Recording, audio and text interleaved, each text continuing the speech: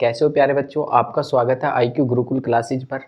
हम आपकी जो संविधान वाली क्लास चल रही थी उसी को रेगुलर करते हुए आज क्लास को आगे बढ़ा देते हैं। जो हमारी कल वाली क्लास थी वो लास्ट जो हुई थी हमारे उसमें चल रहे थे मौलिक अधिकार, और मौलिक अधिकार में आज हम अनुच्छेदों का वर्णन करेंगे कि कितने अनुच्छेद कैसे थे। हमने ये सब चीज जो हमारी कल वाली क्लास हुई थी उसका रिवीजन करते हुए क्लास को आगे बढ़ा देते हैं। तो हमने कल जो हमारा चैप्टर था उसका नाम था मौलिक अधिकार।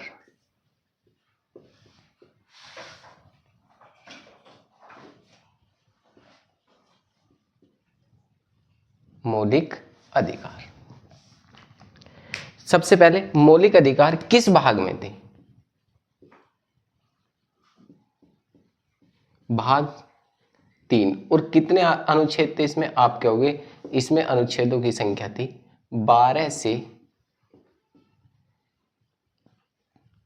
35 तक। 12 से 35 तक कितने मौलिक अधिकार थे? 12 से लेकर 35 तक। सबसे पहले जो हमने देखा था किस देश के संविधान से लिए गए। यदि हम देश की बात करें तो ये देश के संविधान का नाम आता है USA, संयुक्त राज्य अमेरिका। तो पहला क्वेश्चन बनता है कि हमारे संविधान जो है, संविधान में मौलिक अधिकार किस भाग या किस भाग में जोड़े गए हैं? आप कहोगे भाग 3 में जोड़े गए। आर्टिकल कितने हैं? आप कहोगे 12 से लेकर 35 तक इनका व्यापक उल्लेख है। और उसके बाद किस देश से लिए गए? USA से लिए गए हैं। कितने मौलिक अधिकार लिए गए थे? आप कहोगे 7।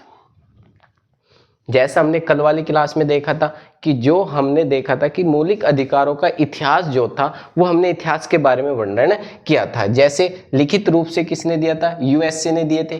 तो कितने मौलिक अधिकार दिए थे? 7। 7 कौन कौन से थे? आप कहोगे पहला जो मौलिक अधिकार था वो था समानता का मौलिक अधिकार। समानता का मौलिक अधिकार जो आर्टिकल कहां से था? 14 से 18 तक इसका व्यापक वर्णन था। दूसरा था स्वतंत्रता। स्वतंत्रता का मौलिक अधिकार ये कहां से था? आप आर्टिकल 19 से 22 तक इसका व्यापक। तीसरा शोषण के विरुद्ध अधिकार या शोषण के विरुद्ध, ये कहां से थे? ये थे हमारे 23 से 24 तक। कहां तक? 23 से 24 तक फैले हुए स्थित। चौथा हमारा था जिसको कहते हैं धर्म संबंधित अधिकार। धर्म से संबंधित, और ये कहां से थे? 25 से 28 तक। और पांचवा जो था हमारा शिक्षा व अल्पसंख्यक अधिकार। इसमें कहां से? 29 से लेकर 30 तक इसका व्यापक उल्लेख था। उसके बाद छठा जो था हमारा संपत्ति का अधिकार, मौलिक अधिकार। ये कहां से था? आप 31 तक। और उसके बाद 7वां जो मौलिक अधिकार था उसे कहते हैं हम संवैधानिक विकास।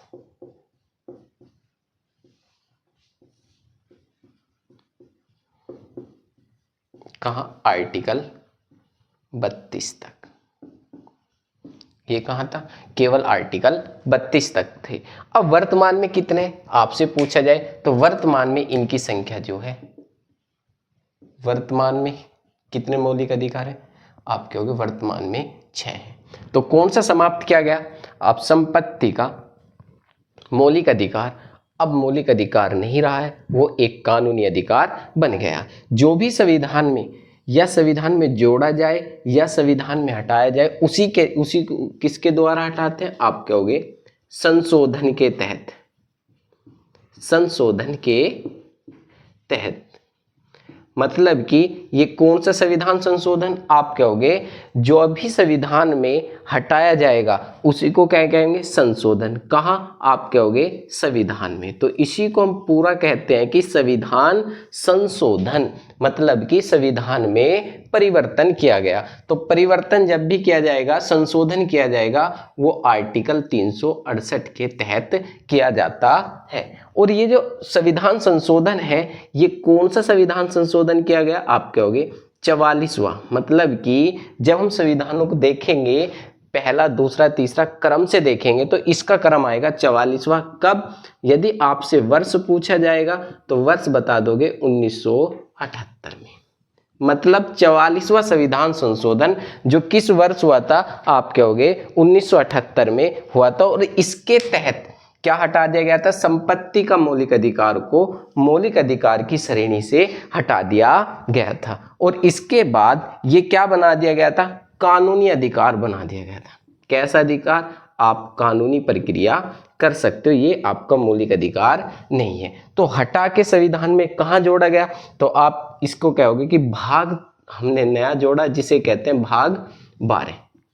और इसके लिए आर्टिकल हमने कौन सा जोड़ा, आप कहोगे 300 का क्या इसमें हमने जोड़ दिया था, भाग 12 और आर्टिकल या अनुच्छेद 300 का क्या, और इसके तहत हमने क्या बना दिया था, कानूनी अधिकार बना दिया गया था। क्वेश्चन बनता है कि बताओ भाग 12 किस अनुच्छेद, मतलब किस संविधान संशोधन के तहत जोड़ा गया, तो आप कहोगे 44वें संविधान संशोधन के तहत। संपत्ति का मौलिक अधिकार कब हटाया गया, आप कहोगे यदि वर्ष पूछे तो 1978, यदि संविधान संशोधन पूछता है तो आप बताओगे 44वें संविधान संशोधन के तहत। यदि आपसे पूछे कि किस आर्टिकल में है, आप कहोगे आर्टिकल 300 का क्या किसको बताता है कि यह एक कानूनी प्रक्रिया है।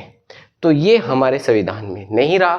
तो अब हमारे कितने मौलिक अधिकार है गए, आप कहोगे अब हमारे 6, वर्तमान में 6 मौलिक अधिकार हैं। और मूल संविधान में कितने थे, आप कहोगे 7। और इसी के बाद ये जो मौलिक अधिकार हैं वे जो विदेशी नागरिक होते हैं उनको भी समर्पित होते हैं, और जो भारतीय नागरिक होते हैं उनको भी समर्पित है। मतलब कि जो मौलिक अधिकार है इसके कुछ आर्टिकल ऐसे हैं जो भारतीय नागरिकों को ही केवल क्या है, समर्पित है, वे भारतीय नागरिक ही उनका प्रयोग कर सकते हैं। और कुछ आर्टिकल ऐसे हैं जो विदेशी भी कर सकते हैं और भारतीय भी कर सकते हैं। जैसे आप कहोगे एक आर्टिकल आपको बता देता हूं, आर्टिकल 16 जिसमें आप कहोगे अवसर की समानता, जैसे कि सरकारी नौकरियां उनमें हमें अवसर प्रदान कराना, तो उस आर्टिकल को केवल भारतीय नागरिक ही क्या कर सकता है, आप कहोगे उनमें फॉर्म भर सकते हैं, विदेशी कोई उसमें फॉर्म नहीं भर सकता। तो इसका मतलब ये आर्टिकल केवल या अनुच्छेद भारतीय नागरिकों के लिए ही है और विदेशी नागरिकों के लिए नहीं है। यदि मैं कहूँ आर्टिकल 21, यदि आपसे पूछे कि आर्टिकल 21 का मतलब है कि जीवन जीने की कितनी जो स्वतंत्रता है वे आर्टिकल 21 में। तो यदि मैं पूछूं कि कोई विदेशी भारत में आ रहा है, घूम रहे हैं और उनको जीवन जीने की स्वतंत्रता होनी चाहिए नहीं, तो आप कहोगे होनी चाहिए। तो इसका मतलब ये आर्टिकल भारतीय नागरिक और विदेशी नागरिक दोनों को ही क्या है, समर्पित है। तो मतलब कि ऐसे आर्टिकल हैं जो विदेशी नागरिकों को भी और भारतीय नागरिकों को दोनों लागू कर सकते हैं। कुछ आर्टिकल ऐसे हैं जो केवल भारतीय नागरिक ही क्या कर सकते हैं, उनका प्रयोग कर सकते हैं। और इसी के बाद हमने कहा था जो आर्टिकल 12 व 13 ये राज्य से संबंधित है। किससे, राज्य से। और इसके बाद जो आर्टिकल आपका 33 और 34 है ये किससे संबंधित है, सेना से संबंधित है। मतलब कि इनमें सेना के बारे में बताया गया है कि मौलिक अधिकार होंगे या नहीं होगा। ठीक, ये सब आप किस में है, आर्टिकल 33 और 34 में है। और इसी के बाद हम आर्टिकल 12 की पूर्णतः व्याख्या कर सकते हैं। यदि हाँ, यदि एक क्वेश्चन बन सकता है कि मौलिक अधिकारों को निलंबित करने या समाप्त करने की शक्ति किसके पास है, तो आप बताओगे राष्ट्रपति के पास है। राष्ट्रपति मौलिक अधिकारों को समाप्त कर सकता है। कब?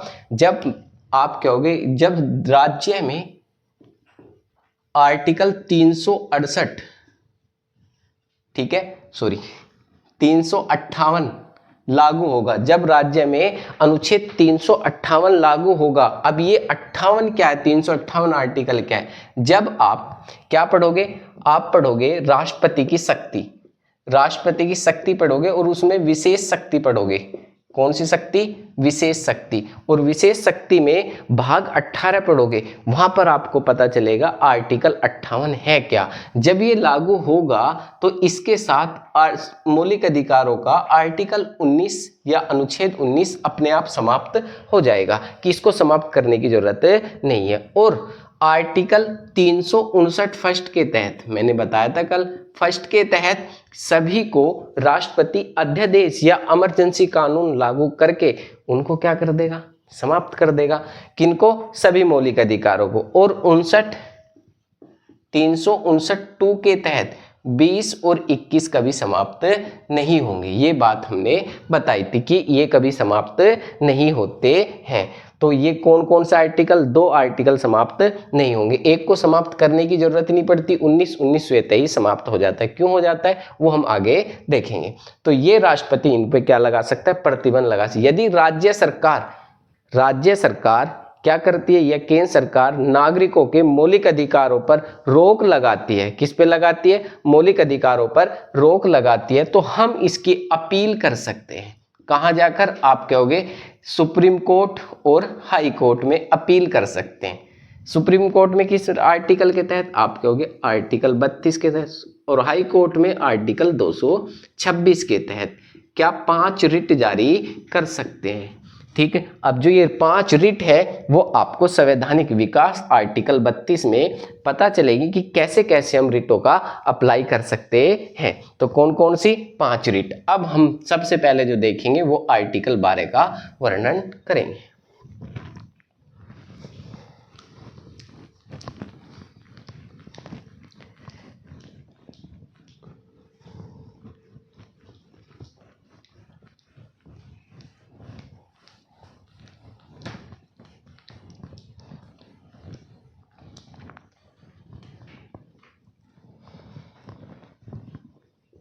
सबसे पहले आर्टिकल 12 या अनुच्छेद 12 क्या कहता है? आर्टिकल 12 कहता है या अनुच्छेद 12 कहता है, इसमें राज्य की परिभाषा का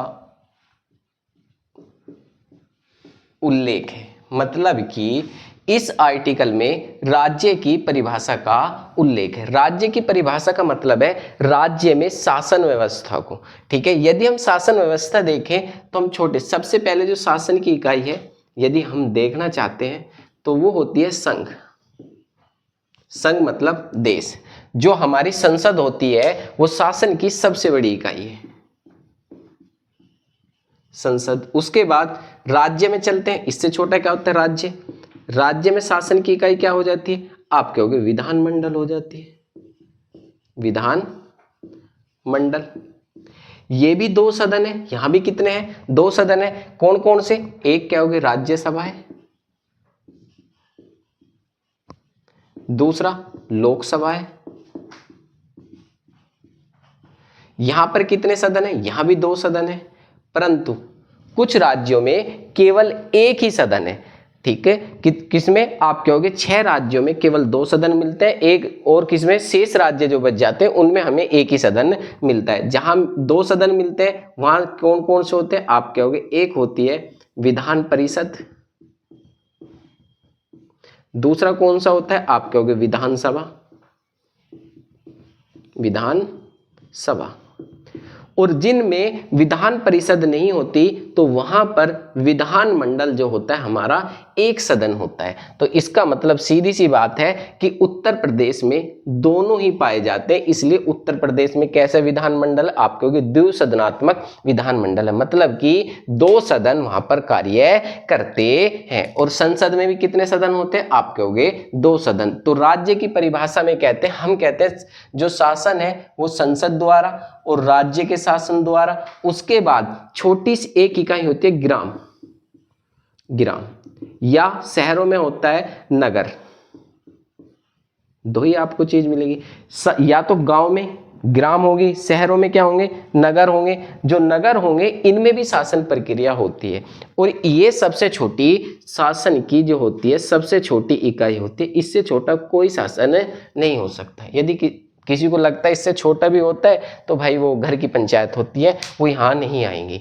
समझ में आया? तो घर की पंचायतें यहाँ नहीं आती। तो इसका मतलब कौन सी है, शासन की सबसे छोटी इकाई जो भी है वो क्या है, आपका नगर है।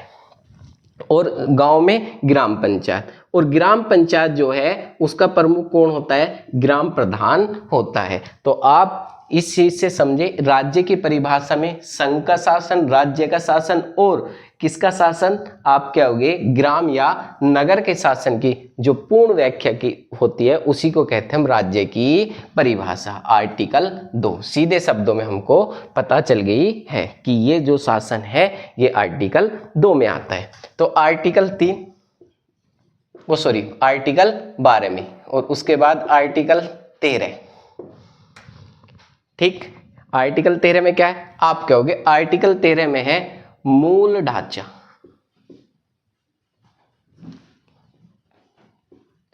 मूल ढांचे, मूल ढांचा क्या होता है, आप कहोगे मूल ढांचे उसे कहते हैं संविधान। जो हमारा संविधान बना है, संविधान, ठीक, जो हमारा संविधान बना है और इस संविधान में जो कानून पहले बने थे, पूर्व में थे, और जो बाद बने हैं, जो पूर्व मतलब पहले बने थे और उसके बाद जो कानून संविधान लागू होने के बाद बने हैं, और इस आर्टिकल में जो ये कानून है, ये जो कानून है जो बाद में बने हैं, और यदि कोई मूल ढांचे को परिवर्तन करता है, ऐसे कि कोई हमने कानून बनाया और वो मूल ढांचे को परिवर्तन कर दिया, तो इसका मतलब वो कानून क्या हो जाता है, आप कहोगे वो कानून शून्य हो जाता है। मतलब कि वो क्या होगा, वो लागू नहीं होगा, वो समाप्त हो जाएगा। मूल ढांचे से मतलब कि समय को देखते हुए कोई कानून आया था, उसमें हम फेर बदल कर सकते हैं, उस कानून को समाप्त नहीं कर सकते, मूल ढांचे को परिवर्तन नहीं कर सकते। उसी को हम क्या कहते हैं, आप कहोगे इस आर्टिकल के तहत। इसीलिए इस आर्टिकल को संविधान का मूल ढांचा कहते हैं। और इस बात को कौन बताएगा कि भाई ये मूल संविधान को परिवर्तन कर रहा है या नहीं कर रहा है, तो आप कहोगे इसकी व्याख्या के लिए हमारे पास सुप्रीम कोर्ट और हाई कोर्ट, दो न्यायालय हैं जो संविधान की व्याख्या करेंगे और वो इस बात को बताएंगे कि ये जो कानून है ये मूल ढांचे को परिवर्तन कर रहा है।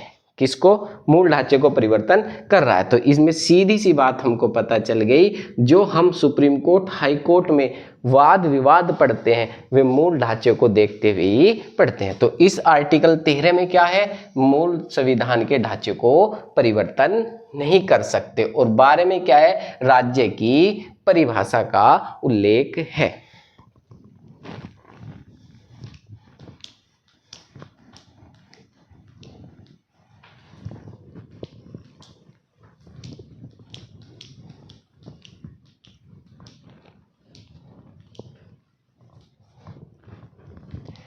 पहला मौलिक अधिकार जिसे हम कहते हैं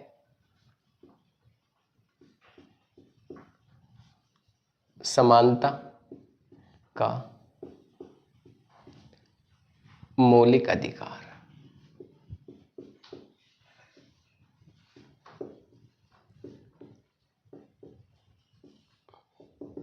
कितने आर्टिकल है इसमें, 14 से 18 तक। कितने 14 से लेकर 18 तक इसमें इस आर्टिकल में समानता का मौलिक अधिकार को बताया गया है कि अब हम इसको एक देखें तो समानता, हमें समान करने की चीज़ों को आवश्यकता है। तो सबसे पहले तो हम किस चीज़ को समान करेंगे? जब हमने संविधान लिखा सबसे पहले हमने कानून के बारे में वर्णन की, मतलब कि कानून को हम कहते हैं विधि, और विधि को हम क्या करेंगे? समान करेंगे। जब हम विधि को समान करेंगे तो इसीलिए पहला ही आर्टिकल आ जाता है आर्टिकल 14। तो इसका मतलब आप क्या होगे? आर्टिकल 14 या अनुच्छेद 14 में एक है विधि समानता, आपको दिखी विधि के समक्ष समानता, मतलब आप क्या होगे? विधि सबके लिए समान होगी,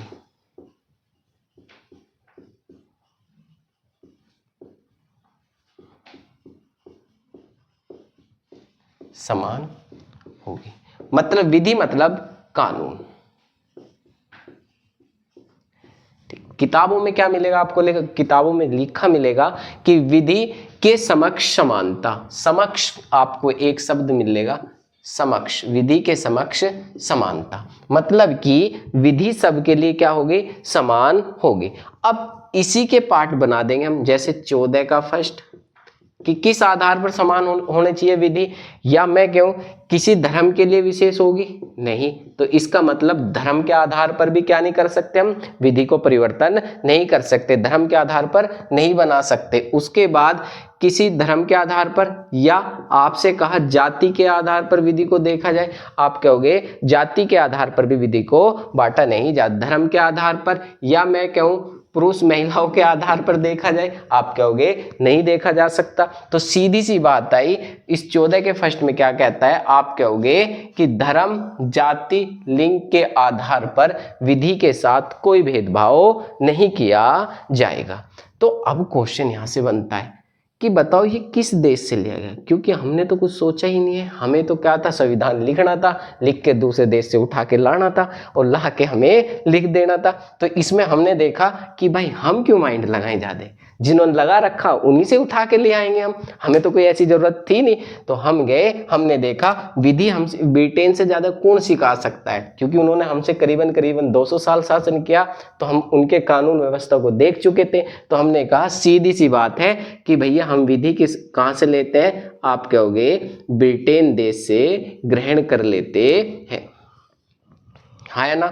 विधि के समक्ष समानता किस देश के संविधान से ली गई है? आप कहोगे ब्रिटेन देश के उस संविधान से ली गई है। ये किसी के लिए भी क्या नहीं हो सकता? आप कहोगे धर्म, जाति, किसी के आधार पर भेदभाव नहीं होगा। अब ये विधि बनेगी, कानून बनेगा, तो जैसे ही कानून बनेगा तो ये कहाँ जाएगा? आप कहोगे समाज, और समाज को हम क्या कहते हैं? सामाजिक, सामाजिक। अब इसके पीछे क्या लगा है? समानता। और कौन सा आर्टिकल नाम दे देंगे? आर्टिकल 15। क्या विधि को हम कहाँ लागू करेंगे? समाज में, और इसी को हम क्या कहते हैं? सामाजिक समानता। अब जो भी कोई कानून बनेगा कि वो कैसे होगा? आप कहोगे किसी समाज में तो लागू करोगे, तो इसका मतलब विधि के समक्ष समानता तो कौन से में? 14 में। और आप कहोगे सामाजिक समानता किस आर्टिकल में? आप कहोगे आर्टिकल 15 में। दो हमारे याद होंगे कि कानून बनेगा, समाज में लागू होगा, इसीलिए इसे हम क्या कहते हैं? सामाजिक समानता। अब ये कानून कैसे लागू होगा समाज में, देखते हैं। पहले हम धर्म, जाति के आधार पर समाज में किसी के साथ भेदभाव नहीं कर सकते। धर्म, जाति, लिंग के आधार पर समाज में क्या नहीं कर सकते? भेदभाव नहीं कर सकते। सीधी सी बात है कि हम किसी के साथ भेदभाव नहीं कर सकते समाज में। किसके आधार पर? धर्म, जाति, या आप कहोगे मेल फीमेल के आधार पर भी हम नहीं क्या कर सकते? हम भेदभाव नहीं कर सकते। यदि कोई करता हुआ मिलता है तो उसको पकड़ा जाएगा और उसको कानून के तहत दंड दिया जाएगा। तो इसका मतलब यदि किसी को लगता है कोई प्रावधान नहीं है तो भेदभाव कर लेना, तो आपको पता चल जाएगा कि कानून है या नहीं है। उसके बाद कैसे? आप कहोगे एक सार्वजनिक, या जो आप कहोगे सबके लिए हो,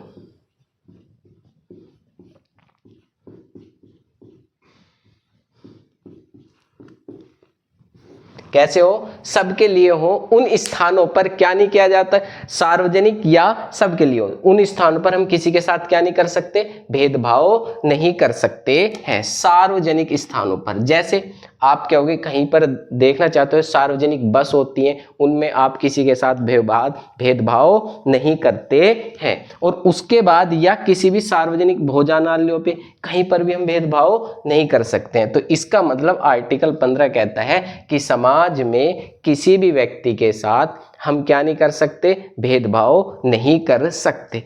परंतु राज्य सरकार महिलाओं के लिए विशेष प्रावधान कर सकते हैं। महिलाओं और बच्चों के लिए विशेष प्रावधान कर सकती है। कौन सी सरकार, राज्य सरकार। जो राज्य सरकार होगी या आप क्या होगी केंद्र सरकार होगी, वो महिलाओं और बच्चों के लिए विशेष प्रावधान कर सकती है। मतलब जैसे कि महिलाओं को 50% आरक्षण दिया जाता है, कहाँ, आप कहोगे स्थानीय स्वशासन, मतलब कि ग्राम पंचायत में जो चुनाव होता है उसमें महिलाओं को 50% आरक्षण प्रदान किया जाएगा। ये इसका भेदभाव नहीं माना जाएगा। 2 आर्टिकल खत्म। इसके बाद आपका आर्टिकल आता है जिसे हम कहते हैं 16।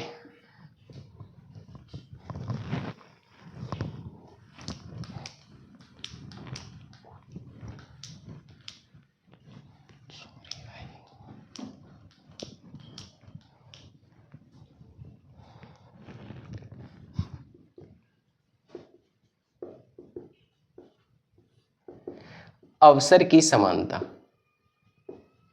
अवसर की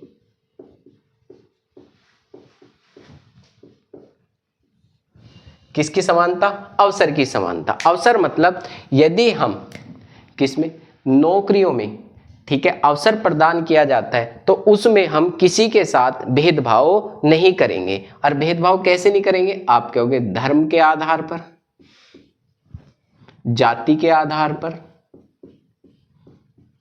लिंग के आधार पर आदि क्या नहीं कर सकते, किसी के साथ भेदभाव नहीं कर सकते हैं। मतलब कि हम किसी के साथ कोई भेदभाव नहीं करेंगे। और उसके बाद यदि आप कह सकते हो यदि हम राज्य सरकार अपने राज्य का विकास करना चाहती है, मतलब कि जो राज्य सरकार है अपने राज्य का विकास करना चाहती है, तो क्या कर सकते हो, आप कहोगे वो अपने नागरिकों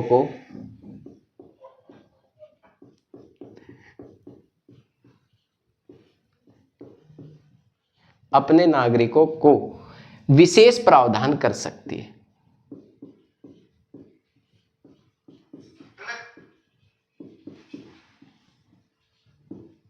कर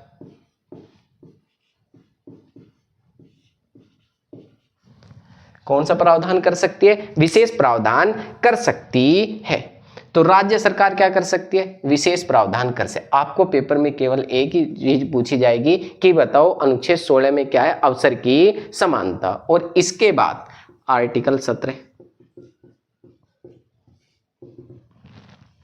आर्टिकल 17 को गांधी जी, महात्मा गांधी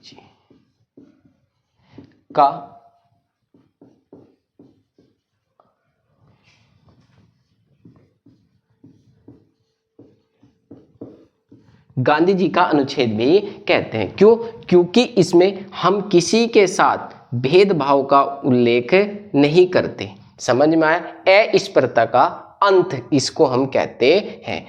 कौन सा, आर्टिकल 17। और आर्टिकल 18 में क्या है, आप कहोगे आर्टिकल 18 में है उपाधियों का अंत। अब उपाधियों का अंत, अब उपाधि क्या होती है, उपाधि मतलब सम्मान, जो हमको क्या करते हैं, जैसे कि अंग्रेजों ने अपनी कूटनीति से चलकर जो नेता लोग थे उनको क्या दिया, उपाधि दी थी। और उसी आधार पर उन्होंने क्या किया, उसी आधार को देखते हुए इस आर्टिकल के तहत हमने उपाधियों का अंत कर दिया, मतलब कि आप उपाधियों को धारण नहीं कर सकते, कोई किसी को उपाधि नहीं दे सकता। राज्य सरकार किसी विशेष व्यक्ति को उपाधि नहीं दे सकती है। और उसी के बाद हमने शिक्षा, सेना,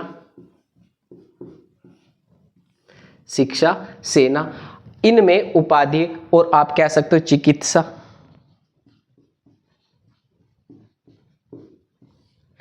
आदि में क्या कर सकते हैं हम, उपाधियों का क्या कर सकते हैं, सम्मान दे सकते हैं। जैसे भारत में भारत रत्न सबसे सर्वोच्च सम्मान है, तो वो हम क्या कर सकते हैं, उपाधि दे सकते हैं। यदि कोई विदेशी नागरिक भारत के किसी पद पर है, ठीक, भारत की नागरिकता ग्रहण कर लेता है, यदि उसको किसी देश से सम्मान ग्रहण करना है और सम्मान ग्रहण करने के लिए क्या कर सकता है, उपाधि लेनी है, तो उस सबसे पहले हमें किसको, राष्ट्रपति से इस बात की परमिशन लेनी होगी कि हम इस उपाधि को धारण करें या ना करें। मतलब कि उपाधि के लिए राष्ट्रपति से परमिशन लेनी होगी। आज हमने कितने आर्टिकल देखे, आप कहोगे आज हमने एक 14 देखा। 14 में क्या था, विधि के समक्ष समानता।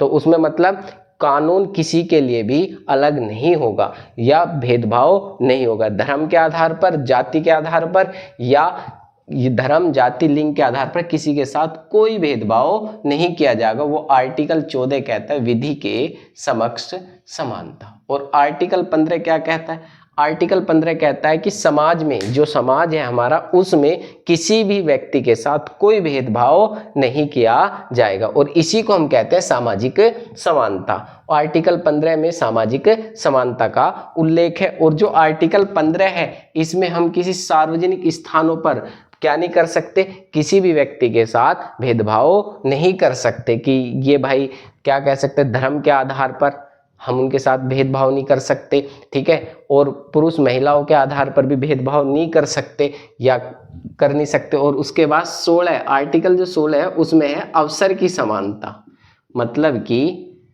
अवसर की समानता। अवसर मतलब क्या होता है, आप कहोगे कहीं भी सरकारी नौकरियों में धर्म, जाति के आधार पर कोई भेदभाव नहीं किया जाएगा। और 17 आपका लिखा हुआ है, महात्मा गांधी का अनुच्छेद कहते हैं, वो अस्पृश्यता का अंत कहते हैं। और 18 में क्या आप कहोगे, उपाधियों का अंत। एक हमारा जो था मौलिक अधिकार, समानता का मौलिक अधिकार, वो समाप्त हो गया है। अब दूसरे मौलिक अधिकार की तरफ आगे बढ़ते हैं।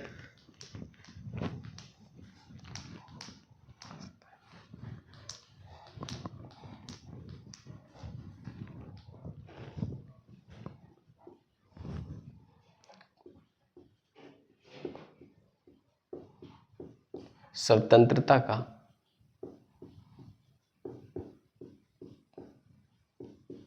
मौलिक अधिकार,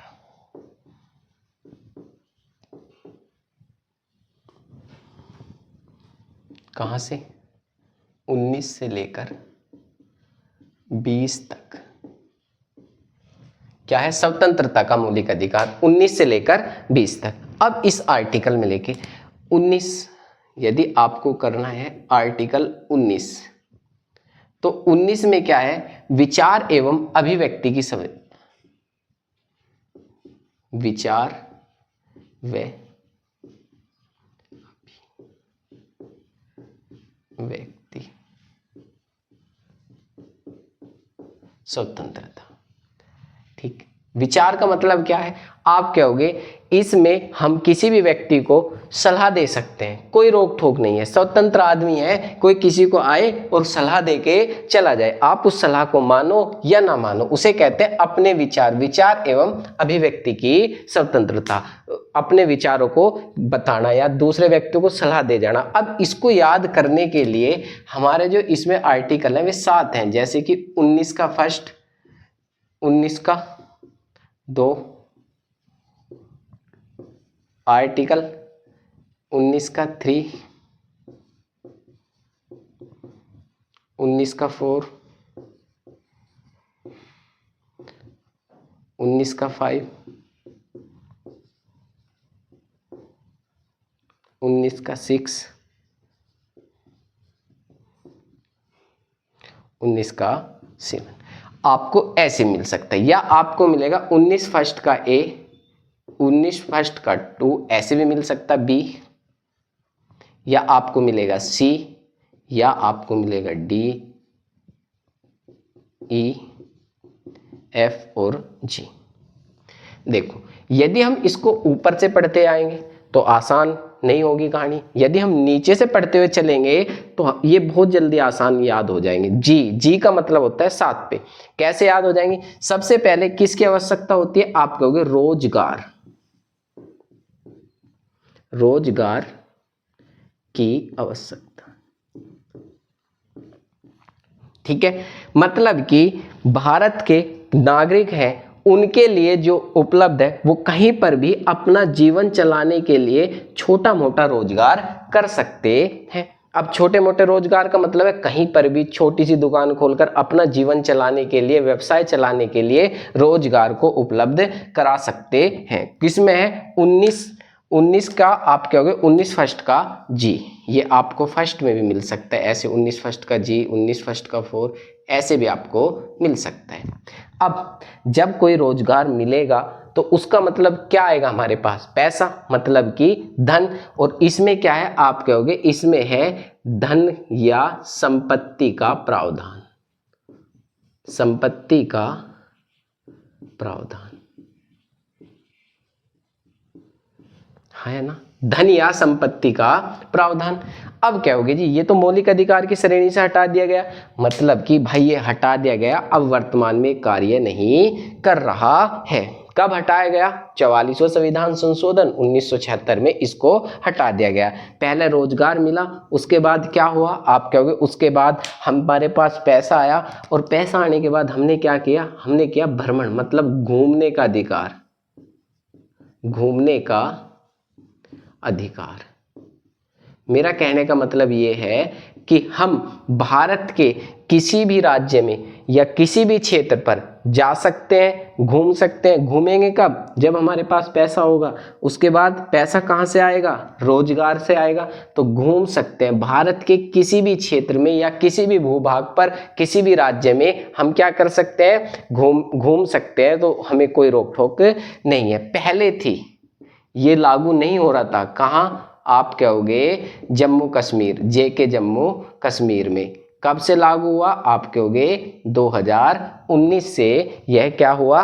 लागू हुआ। इसके बाद जब घूमेंगे, घूमने के बाद कोई क्षेत्र हमको अच्छा लगा, लगने के बाद हमने देखा कि ये क्षेत्र अच्छा है, और वहाँ पर हम क्या कर सकते हैं? भूमि खरीद सकते हैं, या हम क्या कर सकते हैं? भूमि खरीद सकते हैं या बस सकते हैं। वहाँ पर हमें रहने का अधिकार भी है। तो दो बात क्लियर हुई, पैसा आया, रोजगार मिला, धन आया, फिर घूमे, फिर हमने क्या किया? भूमि खरीदी। अब भूमि खरीद ली, खरीदने के बाद हम क्या कर सकते हैं? हम संघ मतलब पार्टी बना सकते हैं। क्या बनाएंगे? संघ। अब जब संघ या किसी भी पार्टी का गठन कर सकते हैं, किसी संस्थान का गठन कर सकते हैं, कोई रोक टोक नहीं है। किसमें? आर्टिकल 13 उसमें 19 फर्स्ट के सी में। और इसके बाद जैसे ही संघ बनेगा, संघ बने के पता तो चलना चाहिए कि हमें लोग जानते हैं, नहीं जान सकते, तो हम क्या कर सकते हैं? हम झांकी, सम्मेलन या भी कोई भी महोत्सव मना सकते हैं। कहीं जागरण करना तो भी हम कर सकते हैं, स्वतंत्र है। किसमें? 19 फर्स्ट के 2 में। मतलब कि आप क्या होगे? इसमें झांकी, सम्मेलन। और इसके बाद सबसे इंपॉर्टेंट चीज क्या है? अब पता कैसे चलेगा कि लोगों को? तो लोगों को पता चलेगा प्रेस के माध्यम से। किसके भाई? प्रेस के माध्यम से। ठीक है, इसमें क्या है? आप कहोगे प्रेस की स्वतंत्रता है। हम क्या कहते हैं कि जैसे कि हम वीडियो बनाते हैं, लोग इंस्टाग्राम पे घेर देते हैं, उससे पता चलता है। तो ये सब स्वतंत्रता किसमें है? आप कहोगे 19 फर्स्ट के ए में। एक बार फिर देखते हैं। देखो ऊपर से करोगे तो आप क्या कहोगे? पता नहीं चलेगा। नीचे देखो, पहले एकदम पहले क्या आएगा? रोजगार। रोजगार से क्या आएगा? धन। धन से क्या करोगे? घूमोगे। घूम के क्या प्राप्त करोगे? भूमि। और भूमि के बाद किसी पार्टी या संघ में आप क्या होगे? जुड़ जाओगे। जुड़ने के बाद क्या करोगे भाई, आप कहोगे उसको, आपका सारा काम पूरा हो गया और उसके बाद आपने क्या किया, कहीं पर भी झांकी निकाल सकते हो, सम्मेलन कर सकते हो, वो सब किस में, 19 फर्स्ट के बी में। उसके बाद क्या दिखाएंगे, प्रेस, और जैसे प्रेस दिखाएंगे लोग आपसे बात करेंगे तो आप उनको क्या दोगे, विचार प्रस्तुत करोगे कि हमने ऐसे किया। तो इसका मतलब 19 के जो हमारा 19 आर्टिकल है उसमें हमारे कितने प्रकार की स्वतंत्रता है, 7 प्रकार की स्वतंत्रता है। और जिसमें से आपकी जो F वाली है 6 संपत्ति का, वो वर्तमान में कार्य नहीं कर रहा है।